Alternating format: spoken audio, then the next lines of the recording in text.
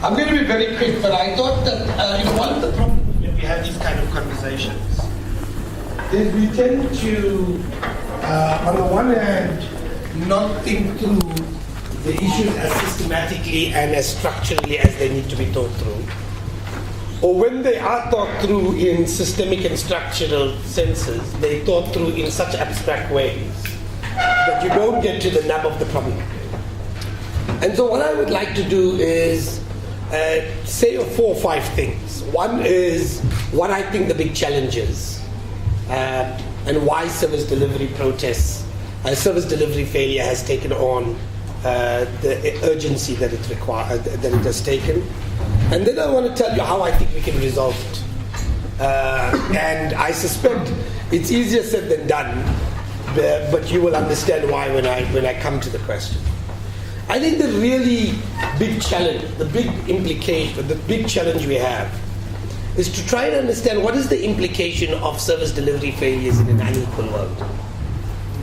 When rich people are confronted with service delivery failures, you buy out of it. So what do when the local police aren't useful? You buy private security. When the guys in electricity goes crazy, what you do is you buy a generator. When the public hospitals don't work, you go to private hospitals. When the public schooling system doesn't work, you go to private schools. You work out a way. The problem with unequal world is the whole range of people who can't do that.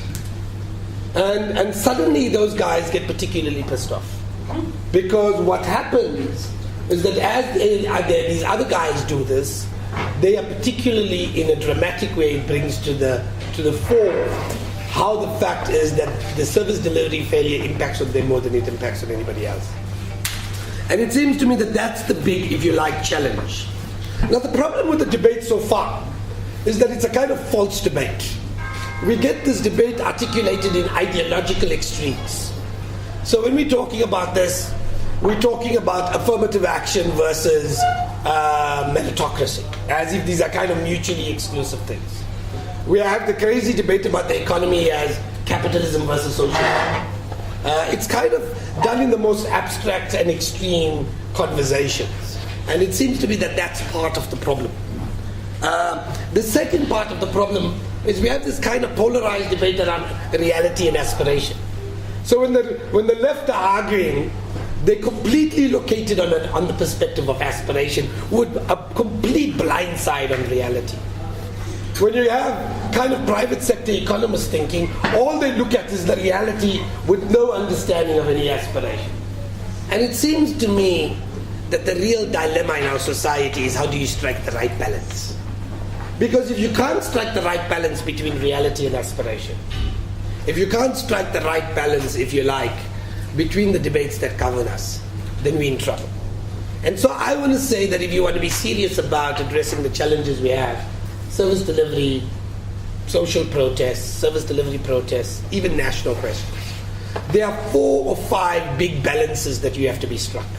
If you don't strike this balance right between these things, you're in trouble.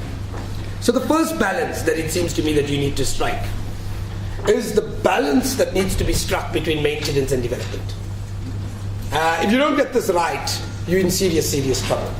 So what do you have is a crazy kind of debate in South Africa where why is it that people in townships in Gauteng actually vote for the ANC? Well, partly because actually if you drive down Soweto, there's some serious service delivery there. There's new roads, new malls. You get a serious sense that there's delivery.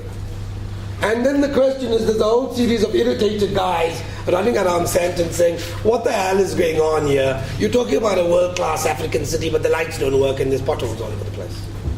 And if you don't fix up the balance between investing in rich areas as well as poor areas, getting the right balance struck between maintenance and development, you get into trouble for 2 reasons. The first is, if all of the rich guys run away to the Western Cape, we're in trouble, by the way. It's a real dangerous thing to happen. Because suddenly, the investors go, development goes, all of those kinds of questions go. And that's something that you have to get right, is the balance between investing in poor areas and rich areas, not because of moral questions, but because of strategic questions and how the political economy and economic development logics work out. And it seems to me that we don't get that right. We haven't fixed, and by the way, that is as problematic in the Western Cape as it is in Gauteng, because you stress the opposite things. But the right thing to do is get the right balance between those two things.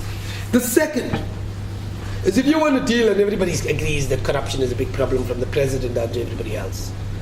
But if you want to deal with corruption, you've got to strike the right balance between policy imperatives and behavior patterns.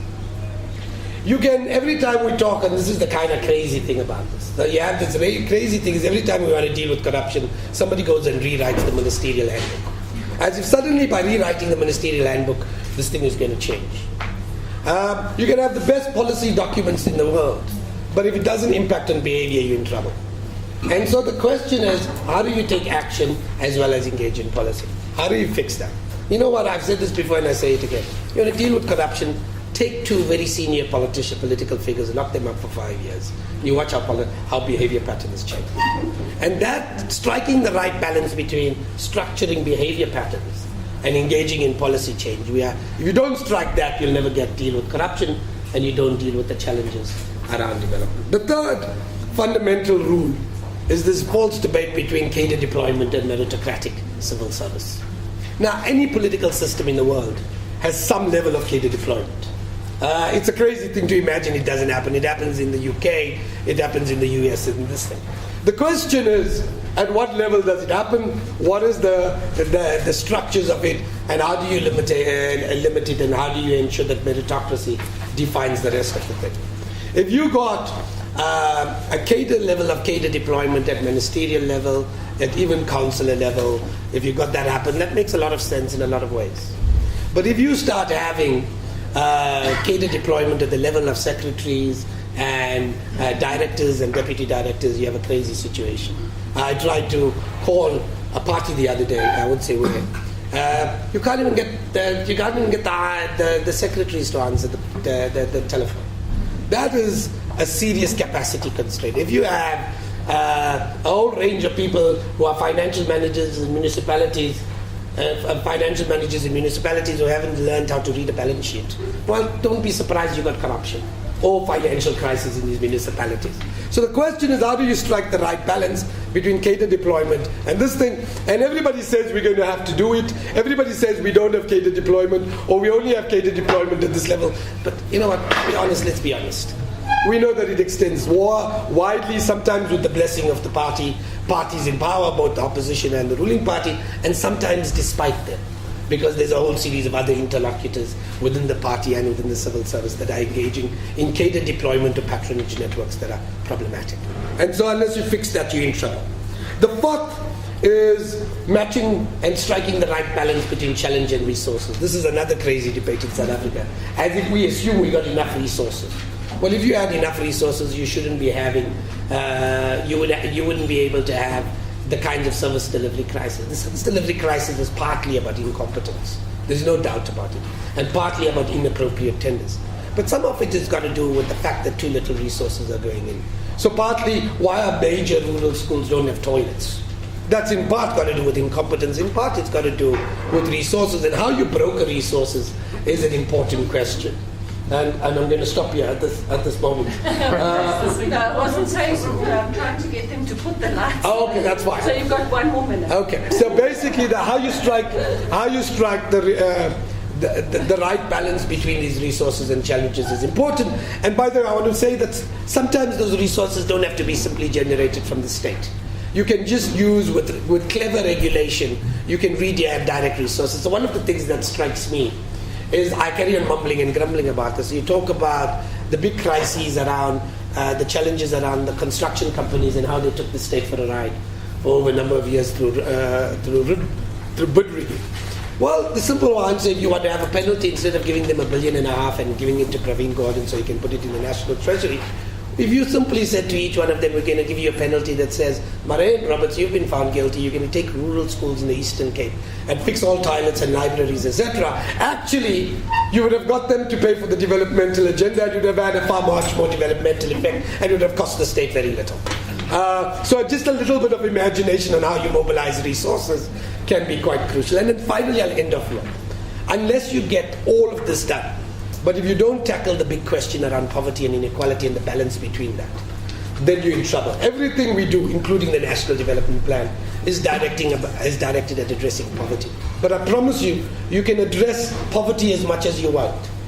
On its own, it doesn't mean if you tackle poverty, you will tackle inequality. One of the big stories of the last 20 years is we brought poverty levels down, both here, India, China, and in large parts of the world, but inequality levels have gone up.